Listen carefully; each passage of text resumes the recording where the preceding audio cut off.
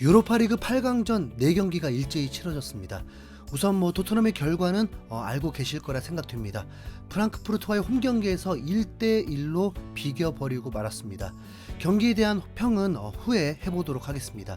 이번 시즌부터 유럽 대항전은 토너먼트 대진이 정해져 있으면서 승리해서 다음 토너먼트를 진출할 때 어느 팀을 만나게 될지를 예상할 수 있게 되었습니다. 토트넘이 프랑크푸르트를 꺾고 4강에 진출하면 라치오 대 보데글림트 둘 중에 한 팀과 붙게 되는 대진입니다. 라치오는 세레이에서 상위권 경쟁을 하고 있습니다. 유로파리그 조별 경기에서는 승점 19점으로 전체 1위를 냈고 프랑크푸르트 다음으로 최소 실점 2위 팀입니다. 전문가들은 대체적으로 라치오가 4강에 진출할 것이라고 예상하고 있었습니다. 대진 운이 가장 좋다고 봤죠. 보데글림트는 노르웨이 프로축구팀입니다. 평균 득점 1점 정도인 맨유도 이 팀에겐 3골을 넣었고 카라바흐 팀에게도 패배했습니다. 8강에 오른 것 자체가 저력 있는 팀이기 때문에 무시할 수는 없겠지만 솔직히 들어보지도 못한 팀이라면 8강까지도 만족해야 할 팀이죠. 그런데 이번 8강 1차전에서 라치오가 보데글림트에게 0대2로 깔끔하게 패배해버렸습니다. 경기 내용도 보데글림트가 압도했고 라치오는 매우 수비적이었습니다. 그러니까 2차전 홈에서 승리를 하겠다는 작전이었을지 모르겠습니다. 하지만 0대2 패배는 라치오에게 매우 불리하죠. 토트넘이 4강만 간다면 더 수월한 대진일 수도 있겠더라고요. 네.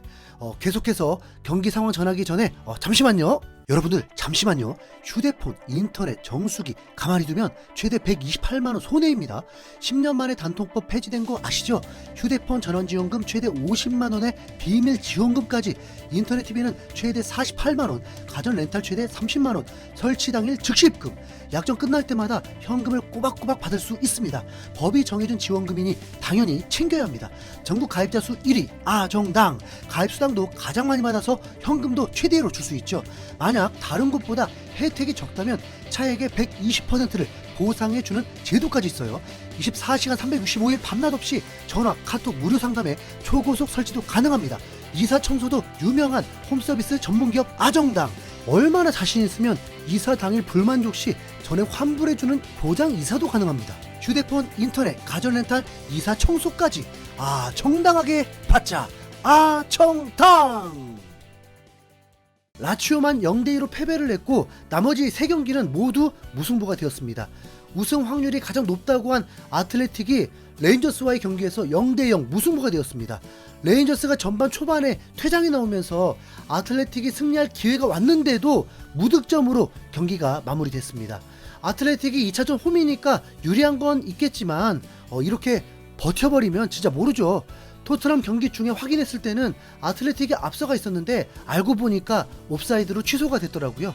그리고 맨유는 리옹과의 원정 경기에서 오나나의 판단 미스로 프리킥 실점을 내주었고 운 좋게 동점까지 만들고 후반전에 지르크지가 헤딩골을 넣으면서 4강이 눈앞에 온 듯 했는데 맨유가 2점을 넣었다는 것 자체가 대단한 거잖아요. 네. 그런데 경기 종료 30초 남기고 동점골을 허용하면서 결국 승부를 가리지 못했습니다.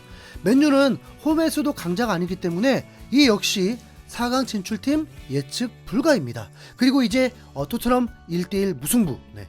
여러분은 어떻게 평가하시나요?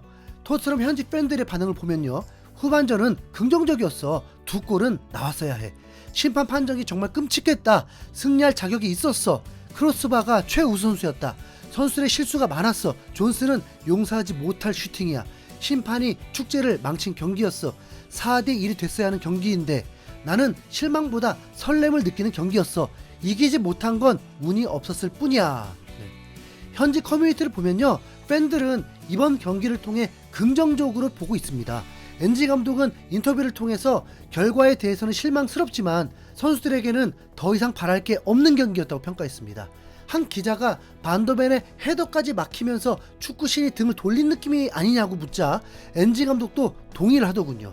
프랑크푸르트는 잘 정비된 수비 조직이었고 토트넘을 어떻게 상대할지를 알고 있었습니다. 그래서 전반전엔 토트넘 우승은 틀렸다고 느낄 정도로 전체적으로 좋지 않았습니다.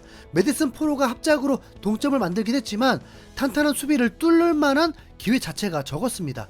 우도기가 활동량 면에서 매우 좋았다 보니까 스펜스를 썼어야 했다고 뭐 말하긴 애매하지만 엔지 감독이 풀백을 활용해서 공격을 극대화하려는 뭐 전술을 볼 때는 스펜스가 공격 면에서는 더 나은 게 맞고 3톱 솔랑케는 본래 고립당한다 쳐도 존스는 찬스만 기다리는 선수일 뿐이지 기회를 만들어주지 못하다 보니까 이런 경기에서는 영향력이 전혀 없었습니다. 손흥민 크로스의 그 골대 앞에서 헤딩 찬스가 있었죠. 그런데 저의 시각에서는 이런 경기엔 오도베르가 존슨보다 무조건 더 낫다고 말하고 싶네요.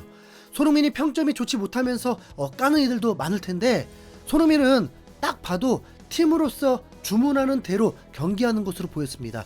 조금 꽈서 말한다면 너무 모험생이라서 정석대로 플레이한다? 그리고 동료들에게 기회를 만들어주고 토트넘이 앞서 나가면 상대 선수 간격이 문제가 발생하면서 손흥민도 장점들을 발휘할 수 있게 하는 구조 같았습니다. 그냥 엔지 감독 전술과 상극이라는 게 그게 결론일 뿐 뭐 어쩔 수 없습니다. 안타까운 건 그럴수록 손흥민의 골은 보기 어렵다는 것입니다. 자, 여러분, 손흥민이 이 팀의 지금 주장입니다. 주장으로서 어린 선수들에게 뭐라고 할까요? 우리 약속된 플레이 잘하자. 혼자 튀지 말고 팀 플레이 하도록 하자. 집중하자. 실수 생기면 서로 돕자. 아니, 그러지 않겠습니까? 토트넘이 동점 만들고 나서도 손흥민은 선수들에게 계속 이런저런 말을 합니다. 후반전 시작하기 직전에 둥글게 모였어도 많은 얘기를 합니다. 아니, 뭐라고 했겠냐고요. 얘들아, 나한테 패스해. 얘들아, 나한테 패스해. 나만 슈팅 쏠 수 있도록 내가 결정력이 가장 좋으니까 나만 의지해. 아니, 그럴 리 없잖아요. 시청하신 분들 아시겠지만 프랑크푸르트 대놓고 손흥민에게 2명 마크 시켰습니다. 프랑크푸르트 리그에서 3위에 올라있는 팀입니다. 토트넘 레벨되는 팀들 이겼던 팀이에요. 도르트문트도 이겼고 라이프치히도 이겼고 지금 토트넘이 약팀하고 상대하는 거 아닙니다. 이 팀이 토트넘을 상대할 때 대놓고 내려앉았고 손흥민에겐 2명이 붙어 있었습니다. 그런데 그냥 토트넘이 못한다 그러면, 아니 손흥민이 폼이 떨어졌다 뭐 못한다 그러면 수준이 어느 정도가 돼야 한다는 겁니까? 솔직히 까놓고 토트넘이 아스날, 리버풀급 아니잖아요. 지금 유로파리그 8강에 B클럽들 한두 팀 있었다면, 뭐 지난 시즌처럼 리버풀, 레버쿠젠 있었다면 우승 뭐 꿈도 못 꿀 수 있었습니다. 그런데 지금 상황은 그래도 비벼볼만 하니까 우승 뭐 응원하는 거고, 엔지 감독 쓰레기 같은 전술로 수비적 준비가 전혀 안 되어 있다 해도 유로파리그 패배하기 전엔 뭐 경지될 리도 없고, 현지 팬들도 기자들도 대체로 긍정적으로 평가하고, 스카이 스포츠에서도 유로파리그 꿈이 살아있다고 헤드라인으로 올렸습니다. 토트넘이 완전체로 원정을 치른 건 뭐 이번 첼시전 밖에 예시가 없을 것 같습니다.